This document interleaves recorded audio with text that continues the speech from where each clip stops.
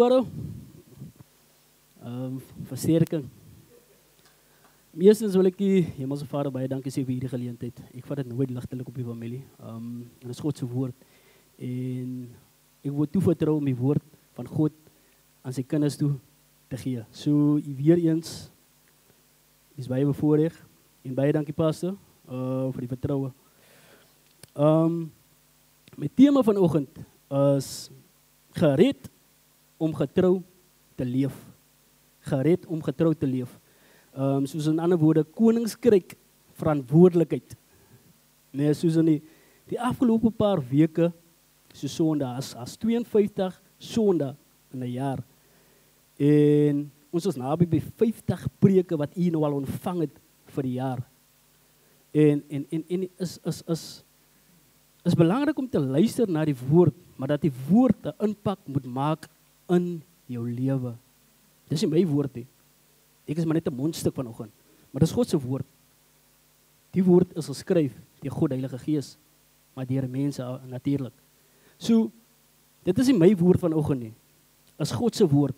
En ek glo dat die woord wat God op my hart gelê het is 'n woord vir hierdie seisoen, vir hierdie tydperk, om jou deur te druk, om jou te versterk, om jou die nodige krag te gee. Want die woord is kragtig, familie. Die woord is kragtig. Om jou daarin te laat besef vir wat jy is en wat jy beteken in God se oë en in sy koninkryk. So dis hoekom my woord vanoggend is gered om getrou te lewe. So jy is nie net gered om te lewe soos jy altyd geleef het voordat jy gered is nie. So die feit dat Jesus gekom het vir redding, is jy gered vir 'n spesifieke doel. Nou ons kyk na die eerste, ek het 2 teksverse wat ek saam met u wil deel vanoggend. En die eerste teksvers wat ek saam met u wil deel is Johannes 3 vers 16. En ek dink almal wat hier so sit is wel bekend met hierdie skrifse. Johannes 3 vers 16. Want dit is die hart van die evangelie. En as lees af volg en op die oomblik mense laat hy daai skrifte geken het uit die hart uit. Maar is fyn, jy kan maar bly, is alright? Dit lees as volg. Want so lief het God die wêreld gehad, familie. So lief het God die wêreld gehad dat hy sy enige gebore seun gegee het en gestuur het, sodat almal wat in hom glo nie verlore mag gaan nie. Almal wat glo nie verlore mag gaan nie, maar die ewige lewe verkry. Die ewige lewe, familie, die ewige lewe.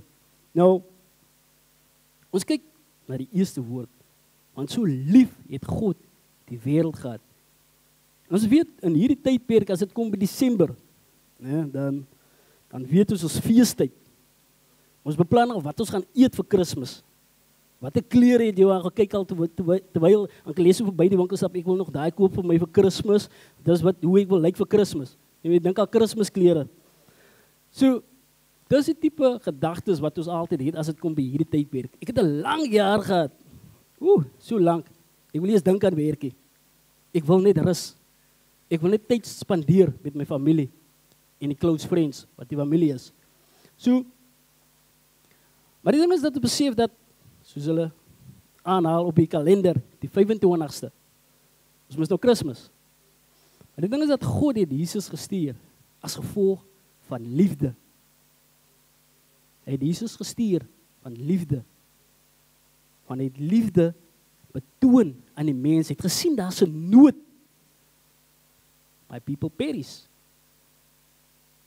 My volk gaan ten gronde, en daai is Ou Testament, as gebrek van kennis. En dis hoekom Jesus gekom het, sodat geen mens verlore mag gaan nie, maar die ewige lewe betree. Nou, soos ek gesê het, Johannes 3 vers 16 is die hart van die evangelie. En my tweede vers wat ek graag wil hê wat ons op fokus is, Matteus 25 vers 14 tot 30. Dit is die gelykenis van die talente.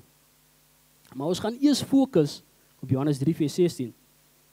En Johannes 3 vers 16 sê ook, het vertel God se liefde en sy redding aan die mens. En hy gee ons identiteit. So jy is geliefd en jy is gered. En ons het in dit vanoggend gewitness Amy se redding vir die koninkryk van God. As gevolg van God se liefde wat hy gehad het alreeds vir haar, nog voordat sy gebore was. Daai is die tipe liefde wat God alreeds betoon het aan een en elkeen wat hier sit. Al voel jy sommer daar, niemand is lief vir my nie. Daai is die leuen van die duiwel. Van God het jou so lief gehad dat hy Jesus gestuur het. Philip, ek is lief vir jou, maar ek sal nie Lucas, ek sal nie my maat. Maar dis God se liefde. Dis wat hy doen, hy stuur Jesus spesifiek vir jou. Spesifiek vir Tannie Rita. Spesifiek vir Kali. Dis wat hy doen. Want hy het gesien die nood van een en elkeen persoon. En hy betoon sy liefde om sy seun te gee. Nou, dis die venster van God se hart. As ons God se hart wil sien, dan sien ons wat hy gedoen het in Johannes 3:16. Dis sy hart. Nou, ons verstaan werklik waar nie die diepte van Johannes 3:16 nie. Ek dink ons verstaan nie die diepte daarvan nie. En die radikaliteit omtrent daardie skrif nie. Van die oomblik as jy tot wedergeboorte kom, die oomblik, ek dink die ouens wat kem gedoen het, verstaan, is 'n onbliklike, radikale verandering in jou geesmens, maar dit kos van jou om jou denke te vernuwe. Jou gees is 'n nuwe mens, hy is nie meer dieselfde mens die oomblik as jy tot wedergeboorte kom, as jy nie meer dieselfde mens nie. Ons hoor dit, maar verstaan ons dit regtig waar? Dat jou geesmens is totaal en al nie. Dit is 'n nuwe skepsel. Maar jou denke moet vernuwe word. En dis hoekom dit so belangrik is, dat jy toegerus word, dat jy geleer word, dat jy jou Bybel moet neem. Nou, jy moet bid elke dag. Dan het dit ek mos heilige. Hier is jou Bybel, bid elke dag. Ek dink my wysies is goed nie, maar daai ek kry dit. So, is belangrik om te besef die diepte omtrent Johannes 3:16. En dit word so afgemaal. Elke keer as dit kom by die tyd van die jaar, dit word afgemaal. Dit raak so gewoond met die samelewing. Ons besef nie meer die krag omtrent Johannes 3:16 nie. Want so maklik loop ons verby mense wat ons sien, wat verlore gaan. En ons sê dat God het my so lief, dat hy Jesus gestuur het. Maar betoon ons daai liefde teenoor 'n ander persoon. Betoon ons dit elke dag. Baie keer sê ek al hier kom die ou en ek kan nie die ou vat nie. Sorry Kali, sê jy nie, seker nie. Maar dis nie waarvoor God ons gered het nie. Ons moet 'n nuwe siening kry van dit waarvoor God ons gered het. Ons sien denk is verander totaal en al. Ons kyk nie meer dieselfde nie. Die manier hoe ons praat, totaal en al verskil, is nie meer dieselfde soos die wêreld nie. Ons het gehoor op die afgelope tyd die preke van saai en maai. Nie maai en saai nie, familie. Saai en maai. En dit is die koninkryk van God. Wat jy saai, sal jy maai. Wat jy uitgee, sal jy terugkry. Hy is die koninkryk van God. En so God se liefde red ons. Dit red ons. Want so lief het God die wêreld gehad. Dit red ons. Van God het die nood gesien van een en elke persoon wat hier vanoggend sit. So God het aan jou gedink, Ankeles. God het aan Tannie Amy gedink. En God het vanoggend aan Amy gedink. God het aan Duncan gedink. En een en elkeen wat hier so is, het God aan gedink. En dis hoekom hy Jesus gestuur het. Van hy sien jou en hy verstaan jou. Dis hoekom God so lief is vir die mens. So, wat is God se grootste geskenk? Ons het gehoor Pastor volgende preek praat oor geskenk. Maar dis is God se grootste geskenk wat hy aan een en elkeen gegee het. Maar ons het soos kyk, maar ek soek 'n paar tikkies. Ja? Opa, nuwe wiele. Ek verdien 'n bietjie 'n nuwe kar. Ja? Maar die ding is dat ons kyk altyd verby die geskenk wat God vir ons gegee het as Jesus Christus. En as dit uitkom, dan dink ons, ek moet nou my kinders geskenke koop. Hulle gaan my nie uitlos nie. En Lukies het 'n lys.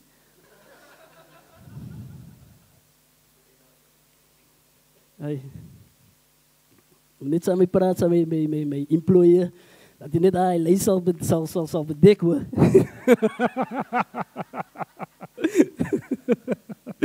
Ja, familie. So dis belangrik om te besef God se liefde. Jesus is die geskenk. Hy is die geskenk vir een en elke van ons.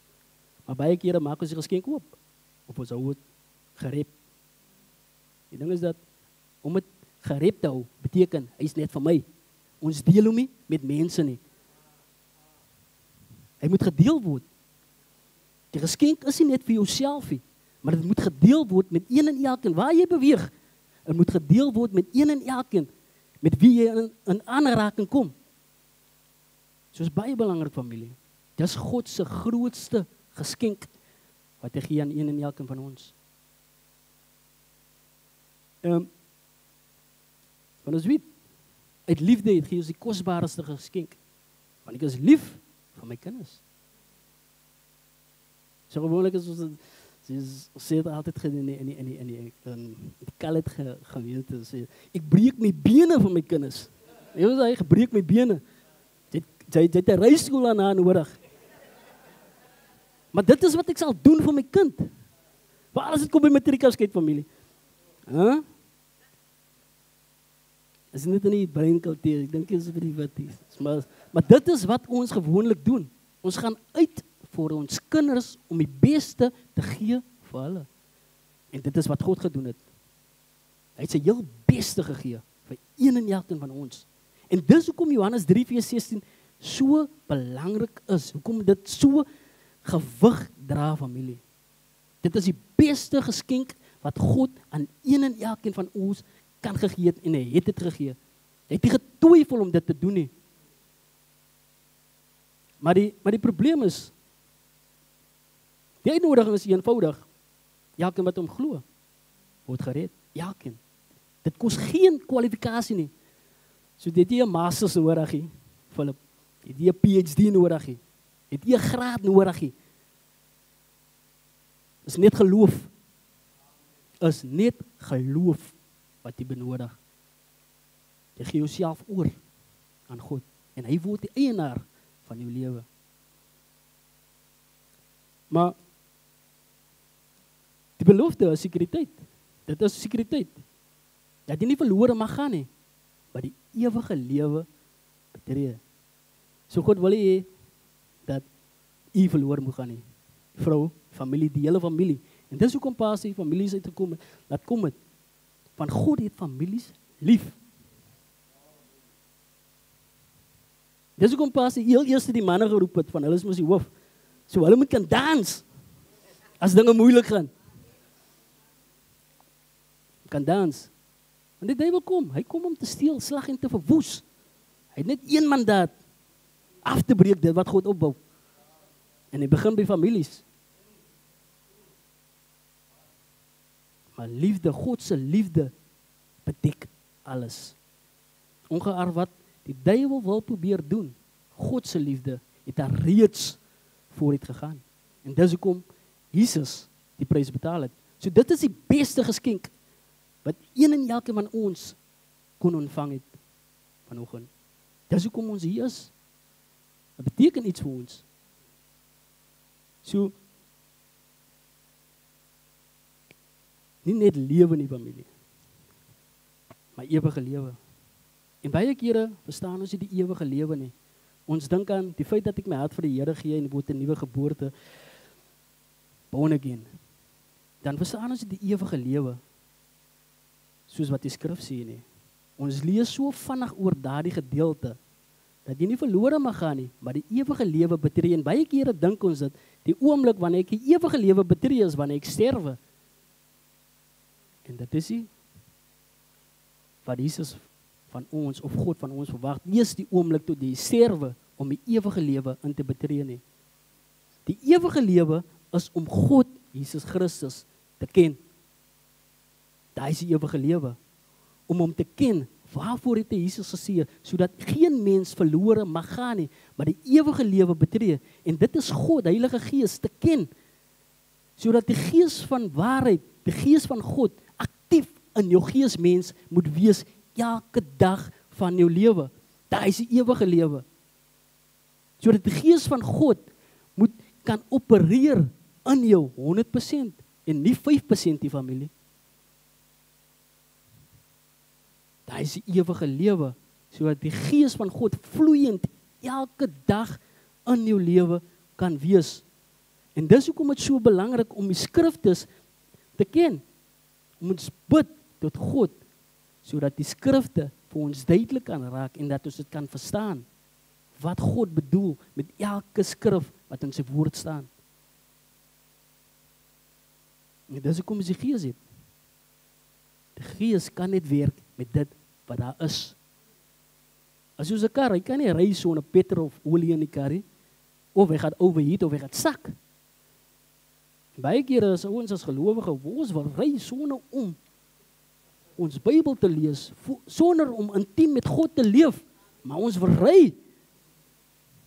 Dan wil ons nog die highway ook vat. Maar dan kom jy tot 'n stilstaan en jy het baie vrae. Here, hoekom? Here, waarom?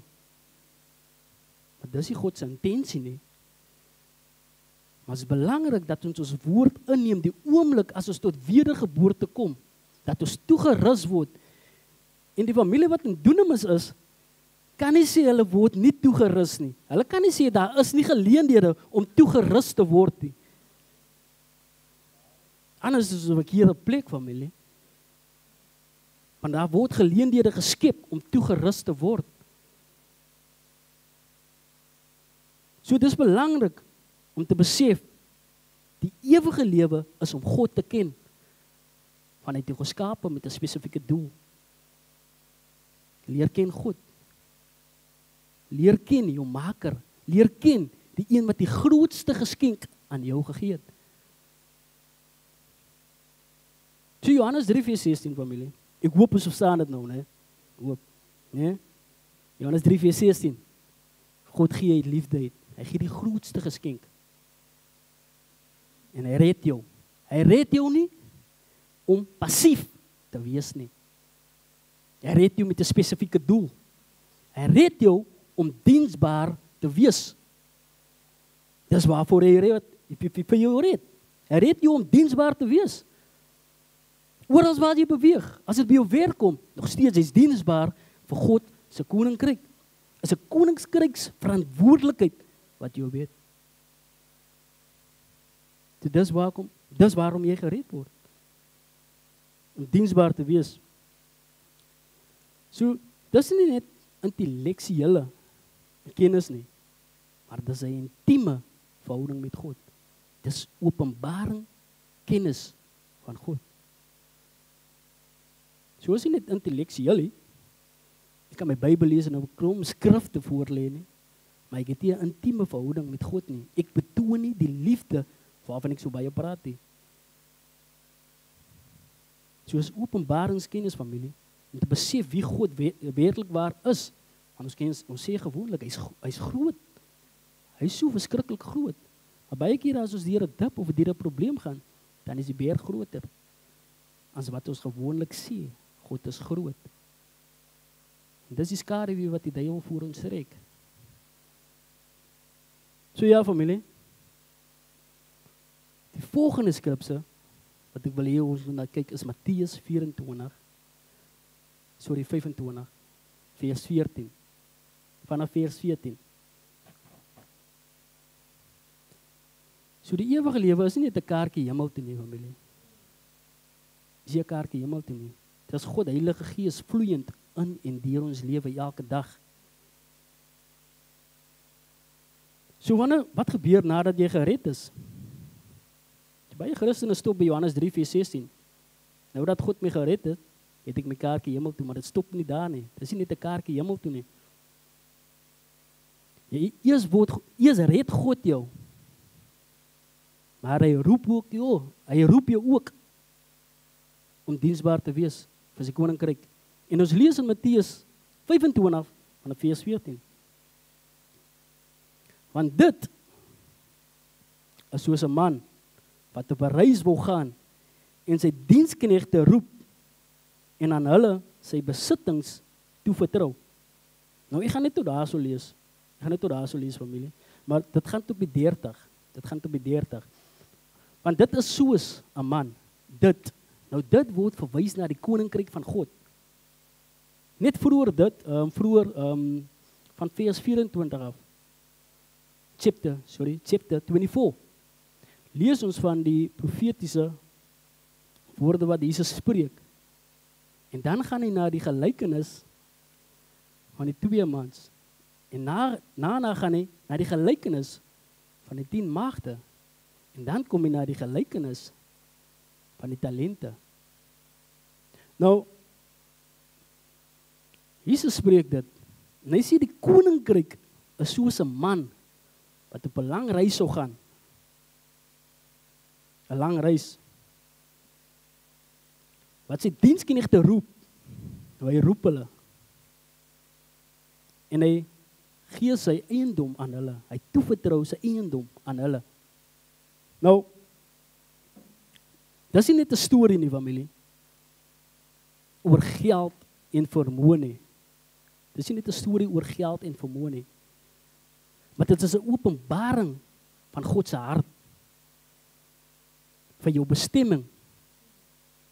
Dis God se hart vir jou bestemming. Die koninkryks verantwoordelikheid wat een en elkeen op rus die oomblik as jy tot wedergeboorte kom. So daar's 'n verantwoordelikheid wat op een en elkeen rus die oomblik as jy tot wedergeboorte kom.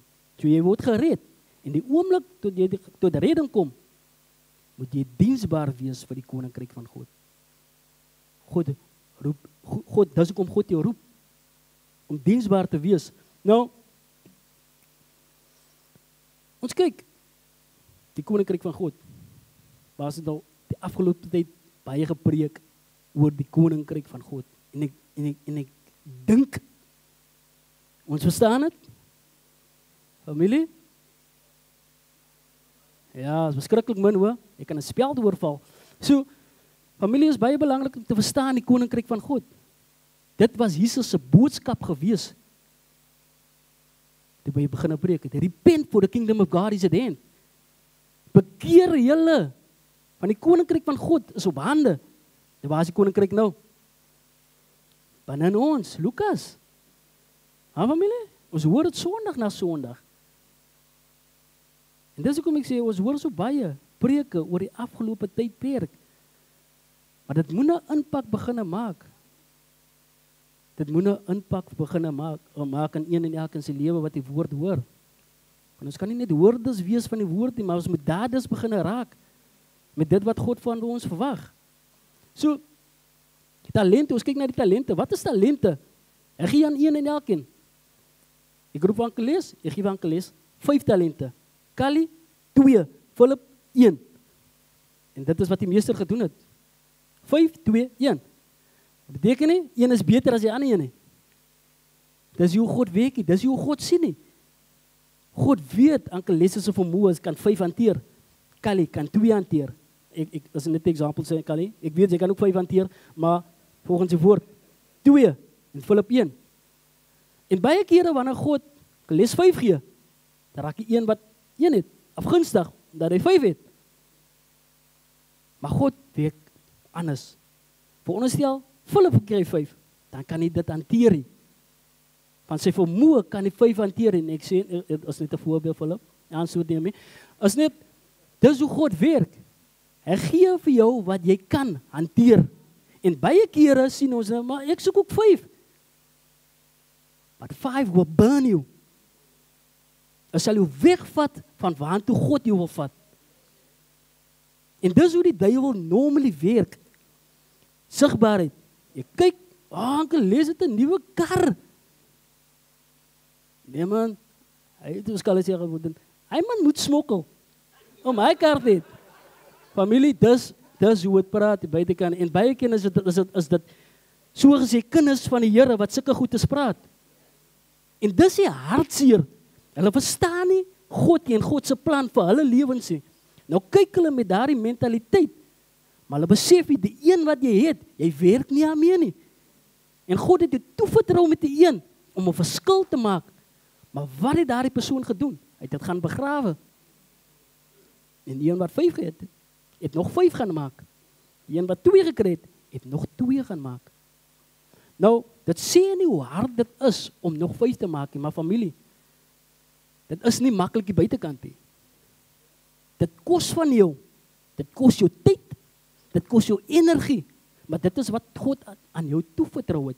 Jou talente kan wees jou gawes, jou tyd, jou hulpbronne, jou bediening, jou karakter. Dit is wat God aan jou toevertrou het. Jou verhoudinge. Dit is wat God gee aan jou die oomblik as jy tot wedergeboorte kom. Jy het al daai resources, maar gebruik jy dit tot jou volle potensiaal. Doen ons dit. Dus kyk gewoonlik rond. Dus raak jaloers, raak afgunstig. Maar jy werk nie met dit wat God vir jou gegee het nie. Jy gaan begrawe dit. Nou, die man, die meester, as soos 'n tipe Christus. En dit is wat hy aan een en elke van ons gegee het. God gee ons geskenke. Dis waar ons talente, dis waar ons potensiaal voorkom. Ons gawes kom na vore. En dit is wat God in een en elkeen belê het. Nou in daardie tyd was 'n talent gewees, was 'n gewig van geld. Dat 'n gewone leiber 10 tot 20 jaar se wages gewees. So dit was 'n geweldige som geld gewees. En dit is wat die meester aan hulle toevertrou het. En dit is wat God aan sy kinders gee die oomblik as ons tot wedergeboorte kom.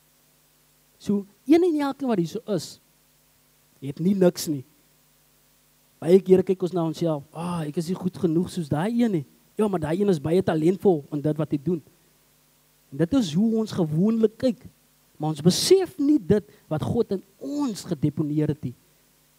Al is dit een, maar laat dit die beste een talent is wat God aan my toevertrou het. God kyk nie na hoeveelheid nie. Hy kyk na dit wat jy het en menigvuldig jy dit wat ek vir jou gegee het. So familie, dis hoekom ons vandag hier so is. Om te besef dit wat God in ons gedeponeer het. As jy kyk na jou bediening, leef jy jou bediening uit soos God van jou verwag om dit te doen.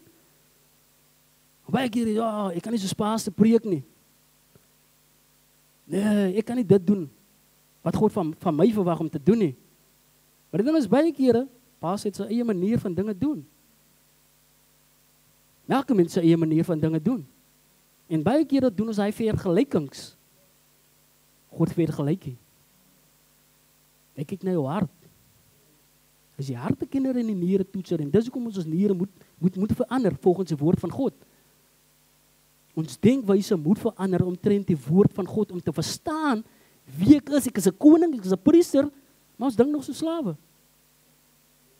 Ons sê ons is konings en priesters, maar ek dink nog soos 'n martie.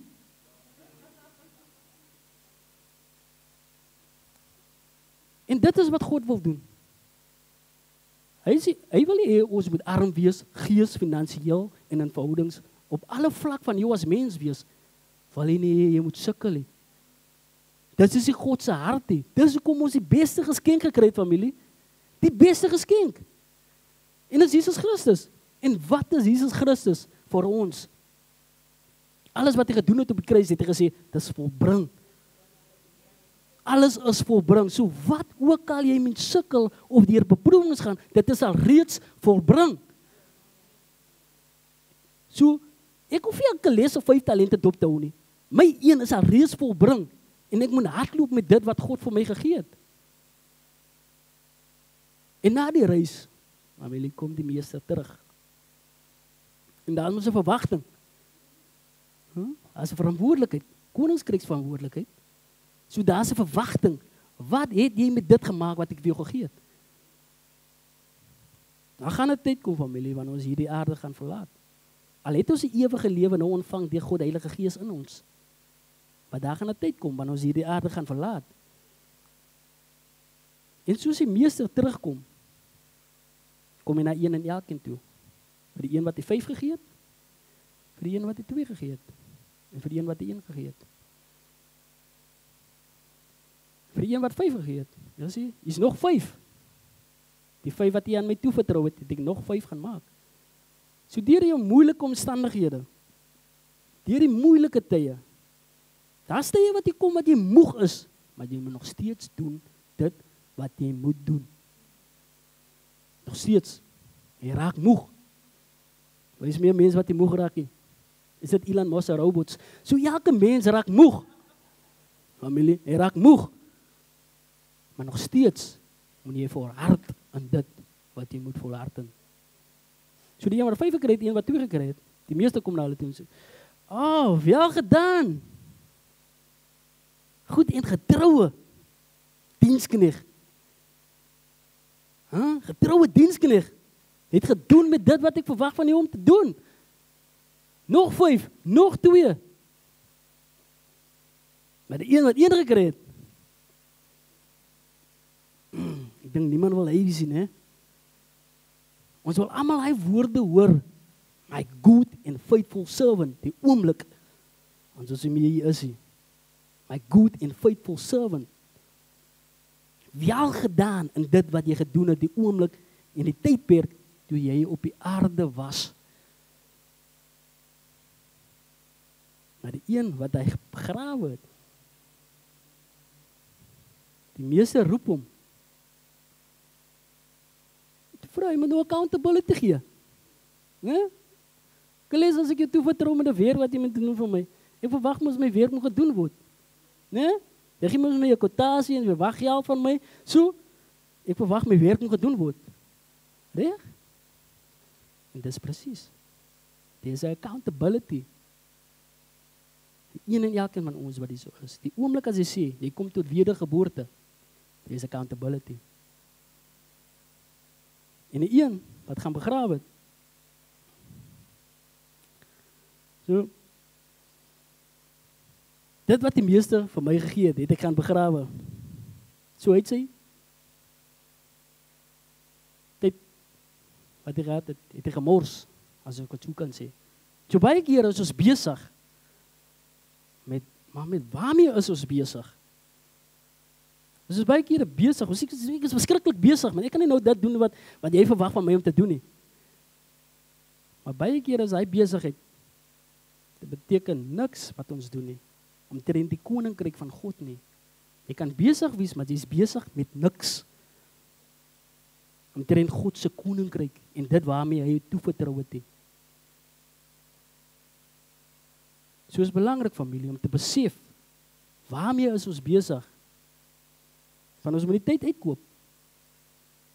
Ons moet die tyd uitkoop. En ons leef so in 'n stelsel in waar ons alles vloei so in. Dit is 'n stelsel van die wêreld, dit vloei so vinnig. As jy jou weer kom kry, dan bevind jy op 'n plek waar jy nie moet wees nie. En dit is 'n stelsel van die wêreld en dis nie wat God vir jou van jou verwag nie. En die een met die 1 talent.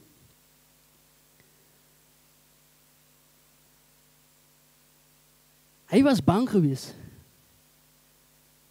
Die rede hoekom hy sy talent gaan begrawe het, hy was bang geweest.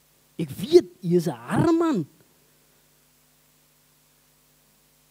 Hy is 'n arme man, hy het geweet, hy is 'n arme man. Hy maai waar hy nie gesaai het nie.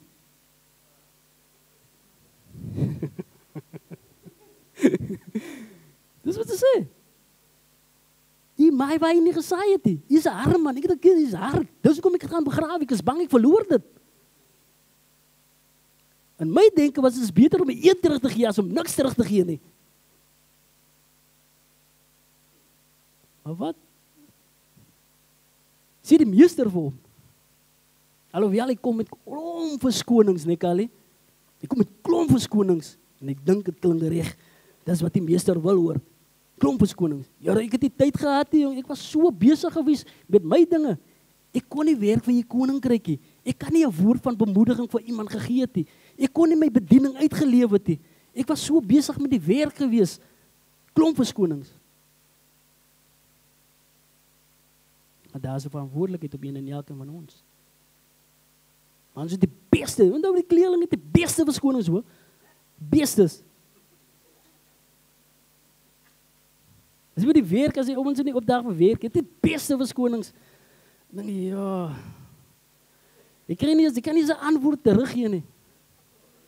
Sommige keer voel ek wat die meester hom sê, jou slegte dienskneg.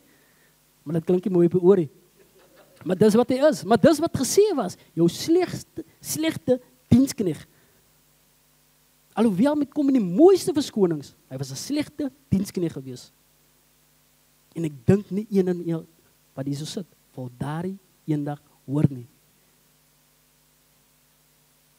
God gee aan ons. Hy toevertrou ons met talente. En dis nie ons werk om dit gaan te begrawe nie. Maar dis om die beste daarvan te maak. Al misluk jy. Jy gaan misluk. Nie dat jy gaan misluk nie. Maar sommige kere voel jy wil misluk. Nog steeds. Hou aan en druk deur ja. Druk deur. God kyk nie hoeveel het jy gegee nie. Hy kom om te kyk, het jy daarmee gewerk met dit wat ek jou gegee het.